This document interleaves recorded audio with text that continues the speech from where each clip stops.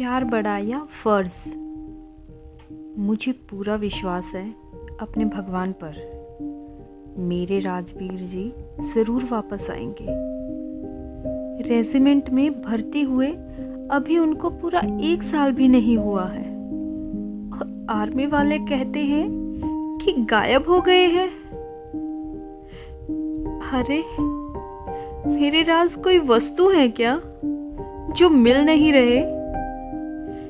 राजवीर जी ने मुझे बताया था कि उनकी ड्यूटी कश्मीर बॉर्डर पर लगी है। आखिर मुझसे बात करे बगैर नींद कहाँ आती थी उन्हें। पर अब तो 2 दिन होने को आए हैं, उनका कोई फोन क्यों नहीं आया? कहीं कुछ नहीं, मैं ये क्या सोच रही हूँ? जरूर फोन करेंगे वो मुझे। वो मुझसे बात किए बिना नहीं रह पाते। श्वेता तब से बस यही सोच रही थी।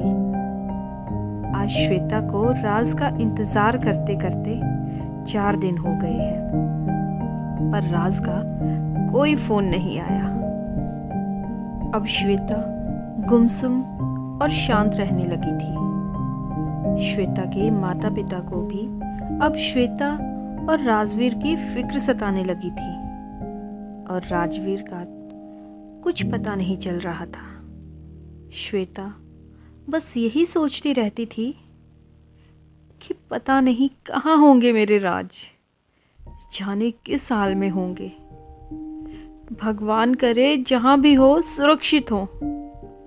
6 दिन से लापता है, लेकिन अभी तक उसकी कोई खबर नहीं आई। वैसे भी सिपाही को पूछे कौन? कोई नेता या अफसर होते तो अमेरिका से भी खोज कर ले आते, पर हम गरीबों को कौन पूछे? बार बार मेजर साहब को फोन लगा चुकी हूँ। पता करो साहब मेरे राज कहाँ है, पर हर बार उनका एक ही जवाब होता है, हम अपनी तरफ से पूरी कोशिश कर रहे हैं। काश कोई मेजर साहब से बोले कि अगर कोशिश मन लगाकर की जाए तो सफलता जरूर मिलती है। ये सिर्फ मैं ही जानती हूँ कि इस वक्त मेरे ऊपर क्या बीत रही है।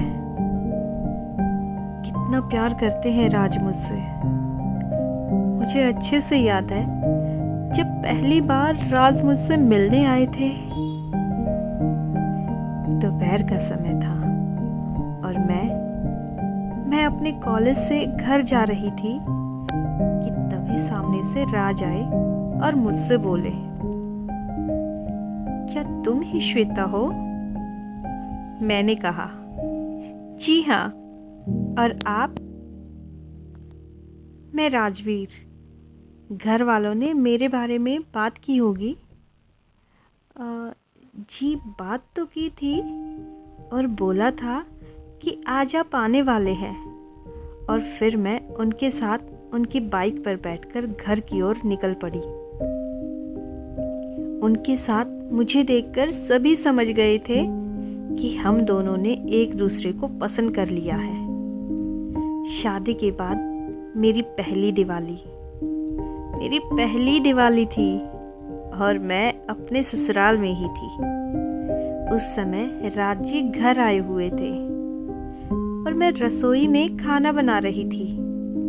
वो मेरे पास आए और मुझे पीछे से गले लगा लिया और फिर मुझसे बोले, अब की बार पूरे 2 महीने के लिए आया हूँ। तुम्हारे साथ बिताए हर एक पल को अपनी यादों में कैद करके ले जाऊंगा। और उनकी ये बातें सुनकर मैं शर्मा गई। अभी राज जी को आए हुए 1 सप्ताह भी नहीं हुआ था कि अचानक सभी फौजियों की छुट्टी कैंसिल हो गई और जो छुट्टी लेकर अपने घर गए हुए थे उनको आदेश मिला कि जल्द से जल्द वापस आ जाए। तो राज ने मुझसे बोला, कि वो जल्दी ही आएंगे, और मेरी आंखें राज के आने की राह तकती रही, जैसे मुझसे बार बार बस यही सवाल करती हो, राज कहाँ हैं आप? वापस आ जाइए ना जल्दी।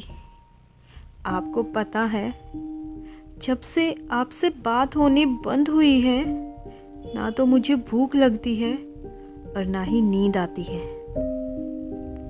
अरे, भूख और नींद से याद आया, शादी से पहले जब आप किसी बात पे मुझसे रूठ गए थे और बोल रहे थे, अभी मैं बहुत बिजी हूँ, मैं कुछ दिन बात नहीं कर पाऊंगा। और मैं इतनी पागल कि मैंने आपके इस बेरुखे व्यवहार से जाने क्या क्या दिमाग में सोचना शुरू कर दिया। उस रात ना तो मैंने खाना खाया और ना रात भर मैं सो पाई थी। आपको क्या पता मेरी हालत के बारे में। आपने तो पूरे 3 दिन मुझसे बात नहीं की और ना ही एक बार भी मुझे देखा। आग लगाई और खिसक लिए। प्यार में ऐसा ही तो करते हैं लड़के। श्वेता अपने घर की छत पर खड़ी इसी इंतजार में थी कि शायद मेरे राज की कोई खबर आ जाए। श्वेता रोज शाम छत पर खड़ी होकर अपने राज का इंतजार करती थी। उसे भरोसा था कि उसका राज जरूर घर आएगा। शाम को कुछ फौजी एक तिरंगे में लिपटे हुए एक बॉक्स को कंधे पर उठाए उनके घर आए। फौजियों के पीछे गांव वालों की लंबी कतार थी।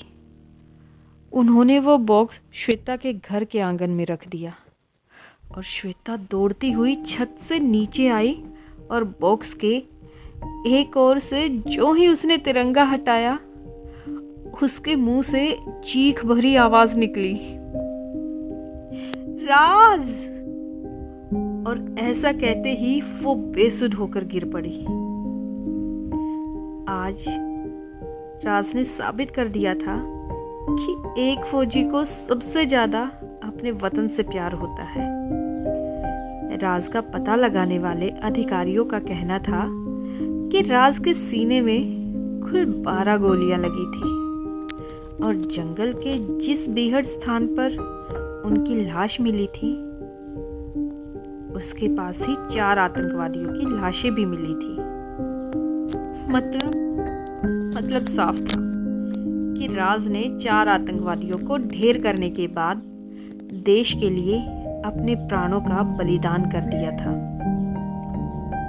राज की जेब में एक छोटी सी डायरी मिली थी, जिसे ऑफिसर्स ने श्वेता को सौंप दिया और श्वेता ने कांपते हुए हाथों से डायरी खोली। उसमें पहले पन्ने पर ही लिखा था, श्वेता, मेरी जिंदगी में आकर मेरी इस बेरंग दुनिया में अपने प्यार के खूबसूरत रंग भरने के लिए मैं तुम्हारा दिल से धन्यवाद करता हूँ। मैं तुम्हारा शुक्रगुजार हूँ। श्वेता ने आगे पन्ना पलटा और वहां लिखा था, मेरी प्यारी श्वेता, अब मैं तुम्हें कैसे बताऊं कि तुम मेरी जिंदगी बन चुकी हो। पर मेरी तबीयत इतनी खराब है कि मैं तुमसे ठीक से बात भी नहीं कर पा रहा हूँ। आज पूरे 3 दिन हो गए तुमसे बात नहीं हुई। पर मैंने तुमसे इसलिए बात नहीं की कि कहीं मेरी तबीयत के बारे में जानकर तुम बेवजह परेशान ना हो जाओ। जाने तुम क्या सोचती होगी मेरे बारे में, पर मेरा यकीन मानो, मैं भी तड़प रहा हूँ तुमसे बात करने के लिए। और यह पढ़कर श्वेता की आंखें भर आई। उसका गला रुंध गया, पर श्वेता रुकी नहीं। श्वेता की उंगलियां पन्ने पलटते हुए डायरी में राज के लिखे आखिरी शब्दों पर आकर रुक गई। वहां लिखा था, मेरी प्यारी श्वेता, मुझे माफ कर देना। पहले मैं अपनी भारत माता का कर्ज चुका रहा हूँ। अगर मैं इस जंग में शहीद हो गया तो अगले जन्म में मैं तुम्हारा कर्ज उतारने जरूर आऊंगा। तुम्हारा राज। और इतना पढ़ते ही श्वेता ने डायरी को अपने सीने से लगा लिया और बिलख बिलख कर रोने लगी। आखिरकार सच ही कहते हैं, एक फौजी की पत्नी होना इतना भी आसान नहीं होता।